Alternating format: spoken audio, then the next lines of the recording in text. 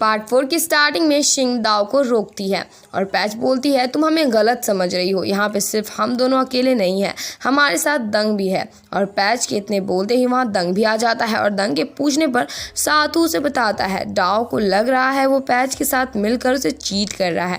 तो पैच बोलती है हम लोग तीनों कॉलेज से ही एक दूसरे के दोस्त हैं, हमारे बीच ऐसा कुछ भी नहीं चल रहा, हम लोगों को अंदर बात करनी चाहिए। और ये सुनकर सब रूम के अंदर आ जाते हैं और इधर हम लोग कायू और जे को विलन प्ले करते हुए देखते हैं और फिर ये दोनों कुछ खाने के लिए बाहर चले जाते हैं। और इधर सिंह सातू से पूछता है क्या सच में आज कोई मीटिंग नहीं है। तो सातू बताता है आज कोई मीटिंग नहीं है और उसने इसलिए ये बोला था बिकॉज उसे घर नहीं जाना था। तो दाओ बोलती है हाँ तुम्हें इस लड़की के साथ जो रहना था। तो सातू बोलता है दाओ क्या तुम्हें सच में लगता है मैं तुम्हारे ऊपर चीट कर रहा हूँ? तुम वेन को जानती हो और हम लोग दोनों 10 साल से एक दूसरे के दोस्त हैं। और मैं तुम्हें एक बात बता दूं, मैं किसी के साथ भी रह लूँगा लेकिन अब तुम्हारे साथ नहीं रहूँगा। और सच कहूँ ना तो मैं बोर हो गया हूँ। मैं और दाओ जब भी बात करते हैं ना तब हम लोगों का झगड़ा हो जाता है। मैं चाहे कुछ भी कर लूँ इसे सब कुछ गलत लगता है। दाओ तुम बहुत अनोइंग हो, मैं काम में इतना बिजी रहता हूँ और उसके बाद मुझे तुम्हारी बकवास सुननी पड़ती है। तो पैच बोलती है सातू बस हो गया, वो तुम्हारी बीवी है और एक औरत भी, तुम्हें उससे अच्छे से बात करनी चाहिए। बट सातू बिल्कुल चुप नहीं होता और लगातार डाव को सुनाता जाता है और डाव ये सब सुनकर रोने लग जाती है और उससे ब्रेकअप कर लेती है, जिसके लिए सातू तुरंत मान जाता है। हालांकि पैच उसे समझाने की कोशिश करती है लेकिन वो नहीं मानता और डाव ये बोल रोते हुए चली जाती है कि वो अपने बच्चे का ख्याल खुद से रख लेगी। और इधर हम लोग जे और कायू को देखते हैं जहाँ जे कायू का हाथ पकड़ने की कोशिश कर रहा था बट कायू अपना हाथ हटा लेती है और कायू उससे जापानीज फूड खाने को बोलती है, जिसके लिए जे मान जाता है और इसी बात में कायू उसे सुनाने लग जाती है। कायू का कहना था वो बस उसकी बातें मानता है और खुद से कुछ नहीं कर पाता और इसलिए उसे जे काफी बोरिंग लगता है। और इतना बोलने के बाद कायू जॉर्जे को कॉल करती है और इनके कन्वर्सेशन से ऐसा लग रहा था कि इन दोनों के बीच कुछ तो चल रहा है और कायू और जॉर्जे मिलने का प्लान बनाते हैं।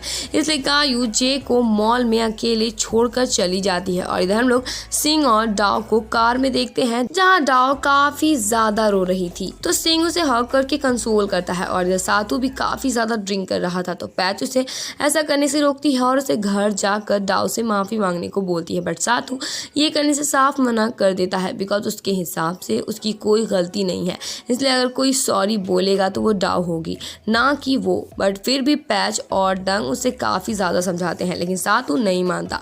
और इधर डाव और सिंह घर के अंदर जाने ही वाले थे कि वहाँ डैड आ जाते हैं और उन दोनों से पूछते हैं वो लोग सुबह से कहाँ थे।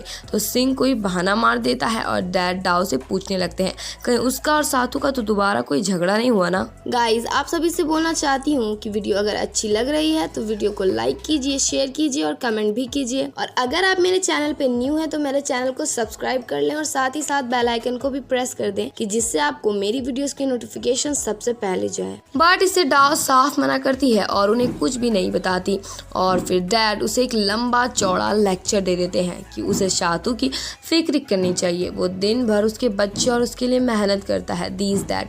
और अब डैड सिंह को सुनाने लगते हैं कि वो बार बार अपनी बहन के साथ ऐसे ही बाहर घूमने नहीं जा सकता, अब उसकी फैमिली हो गई है और अगर वो इतना अकेला है ही तो उसे एक गर्लफ्रेंड बना लेनी चाहिए। और इधर हम लोग कायू और जॉर्जे को एक बार में देखते हैं जहाँ जॉर्जे जे को कायू का बॉयफ्रेंड बोल देता है, जिससे कायू उस पर गुस्सा करने लग जाती है और फिर इन दोनों में थोड़ी फ्लर्टी टाइप की बातें होने लगती है। और कायू बोलती है हमारे बीच जो भी चल रहा है मुझे नहीं पता वो क्या है और ना ही मैं तुमसे पूछने वाली हूँ ये क्या है। और इधर तिंग अपनी फ्रेंड ओम को कॉल करती है जो कि उसके नोट्स कॉपी करने की बात करती है, जिसके लिए तिंग मान जाती है और तिंग ओम को बताती है वो फोटोग्राफी पर ध्यान देने वाली है। और इन दोनों की बात से हमें पता चलता है ओम एक मॉडल है जो कि अपने काम के साथ साथ पार्ट टाइम जॉब करना चाहती है। और इसी तरह तिंग और ओम में काफी सारी बातें होती हैं और तुम मेरी गर्लफ्रेंड बनना चाहती हो, क्या तुम्हें डर नहीं लगता? तो कायू बोलती है अगर मुझे डर लगता तो मैं तुमसे बात ही नहीं करती। और तभी जॉर्ज जॉर्ज के पास तिंग का मैसेज आता है तिंग के पार्ट टाइम जॉब को लेकर। बट जॉर्ज तिंग को बेफिक्र होकर बस उसे उसके स्टूडियो आने को बोलता है और इसी तरह इन दोनों की चैटिंग होने लगती है। तो कायू बोलती है कि तुम किससे बात कर रहे हो? तो जॉर्ज बोलता है बस एक ट्रेनी से। तो कायू बोलती है लड़की या फिर लड़का? और यहाँ पर जॉर्ज झूठ बोल देता है कि वो ट्रेनी लड़की नहीं बल्कि लड़का है। और फिर जॉर्ज कायू को अपनी गर्लफ्रेंड बनाने के लिए मान जाता है और हमें इतना तो समझ आ जाता है कि जॉर्ज एक नंबर का प्ले बॉय है। और इधर शातू अपने घर आता है जिसे कि कुकी और सिंह भी देखते हैं। और इधर तिंग पढ़ते पढ़ते सो गई थी, तभी अचानक से उसकी नींद खुलती है और वो जॉर्ज से चैट करने लग जाती है। और फिर हम तिंग के फेस में एक अलग ही स्माइल देखते हैं। आई थिंक वो ब्लश कर रही थी। और इसी तरह ये दोनों काफी देर तक चैट करते हैं। और अब हम लोग मॉर्निंग का सीन देखते हैं जहाँ सिंह के पूछने पर फा बताती है सातू अपने काम की वजह से टाउन के बाहर गया है, इसलिए वो आज ब्रेकफास्ट में नहीं आ पाएगा। और डाओ की तबीयत ठीक नहीं है इसलिए वो अपने रूम में है। और इतना बोलने के बाद फा डाओ के रूम आ जाती है उसे सूप देने के लिए। और फा डाओ को बोलती है अगर कोई परेशानी है तो वो उसके साथ शेयर कर सकती है, क्या पता वो उसकी कोई मदद कर दे। और इधर तिंग बिना ब्रेकफास्ट के ही स्कूल जाने लगती है बट डैड उसे रोक लेते हैं और कायू को उसके स्कूल उसे छोड़ने को बोलते हैं। बट कायू ये करने से साफ मना कर देता है। तो तिंग ये बोल चली जाती है कि वो पिएक के साथ स्कूल चली जाएगी। और तिंग के जाते ही डैड सिंह के ऊपर गुस्सा करने लगते हैं बिकॉज वो कैसे तिंग को पेक के साथ बाइक में जाने दे सकता है। तिंग एक लड़की है और पेक एक लड़का और बाइक में बैठना काफी खतरनाक हो सकता है। बट कायू उन्हें ये बोल चली जाती है कि अब तिंग बड़ी हो चुकी है तो उन्हें उसे बिना रोके टोके हर जगह जाने देना चाहिए। और इधर फा डाओ के ब्रेकअप वाले डिसीजन से बिल्कुल सहमत नहीं थी इसलिए वो उसे समझाने लगती है। बट डाओ ने तो अपना मन ऑलरेडी बना लिया था, लेकिन फा के समझाने पर डाओ बोलती है वो दोबारा इसके बारे में डिस्कस करेगी जब सातू अपने काम से वापस आ जाएगा। और इधर नॉन सिंह के सामने पैच की बात खोलती है तो सिंह उसकी बातों को इग्नोर करने लग जाता है। बट नॉन उसे काम का वास्ता देकर उसे जबरदस्ती पैच को कॉल करवाती है और नॉन उन दोनों की बातें सुनने के लिए तुरंत जासूसी करना स्टार्ट कर देती है। बट सिंह उसे उन दोनों की बातें सुनने से साफ मना करके वहां से दूसरी तरफ चला जाता है। पैच से बात करने के लिए सिंह का कॉल पैच तो नहीं उठाती बट शिफा उठा लेती है और फिर वो सिंह को टीज करना स्टार्ट कर देती है और शिफा अपना बग बग शुरू कर देती है जिससे सिंह काफी बोर हो रहा था। और तभी वहाँ पैच आती है तो शिफा उसे मोबाइल दे देती है और उन दोनों की बातें सुनने की कोशिश करने लगती है। और सिंह को पैच से किसी मैटर में बात करनी थी जिस वजह से वो उसे मिलने को बुलाता है। और हमारी पैच दंग और शिफा से छिप छिपा कर सिंह से मिलने के लिए आती है और फिर ये दोनों लंच करने के लिए चले जाते हैं जहाँ पैच बहुत सारी चिली पेपर अपने नूडल्स में डालती है जिसे देखकर सिंह हैरान था। और फिर सिंह अपने कल की गई मिसबिहेव के लिए पैच से माफी मांगता है। और यहाँ पर सिंह पैच को क्लियर कर देता है कि वो उसे फ्लर्ट नहीं कर रहा है और वो बुके और शर्ट उसने बस माफी के तौर पर दी थी। और ये सब सुनकर हमारी पैच भी सिंह से माफी मांगती है बिकॉज कल उसने भी उसके ऊपर चिल्ला दिया था। और पैच सिंह से पूछती है क्या तुम अभी भी लवली कंपनी में लेक्चर का काम करोगे? तो सिंह बोलता है तुम चाहती हो कि मैं आऊँ? तो पैच बोलती है अगर आना चाहते हो तो आ जाओ और अगर नहीं आ सकते तो मुझे बता दो, मैं किसी और को हायर कर लूंगी। तो सिंह बोलता है तुम ऐसा कैसे बोल सकती हो? और हमें यहाँ पता चलता है डाओ सिंह की अपनी बहन है और ये दोनों डिसाइड करते हैं ये लोग कहीं और बात करेंगे साधु और डाओ के बारे में बिकॉज अभी यहाँ पैच के ऑफिस के लोग आने वाले थे। और पैच बोलती है मैं जानती हूँ तुम बड़े दयालु टाइप के इंसान हो बट नेक्स्ट टाइम तुम्हें कोई ज़रूरत नहीं मेरे लिए बुके या फिर शर्ट वगैरह कुछ खरीदने की, मैं तुम्हें ऐसे ही माफ़ कर सकती हूँ। और इतना बोलने के बाद पैच वहाँ से चली जाती है और हमारे सिंह को पैच के पुराने पैसे पे भी करने पड़ते हैं जो कि उसने इस कैंटीन में उधार लेकर रखे थे। और अब हम लोग इवेंट डे का सीन देखते हैं जहाँ पैच एक बच्ची को सोडा दे रही थी बट वो उसके हाथों से सोडा नहीं लेती, लेकिन जैसे उसे ये सोडा दंग देता है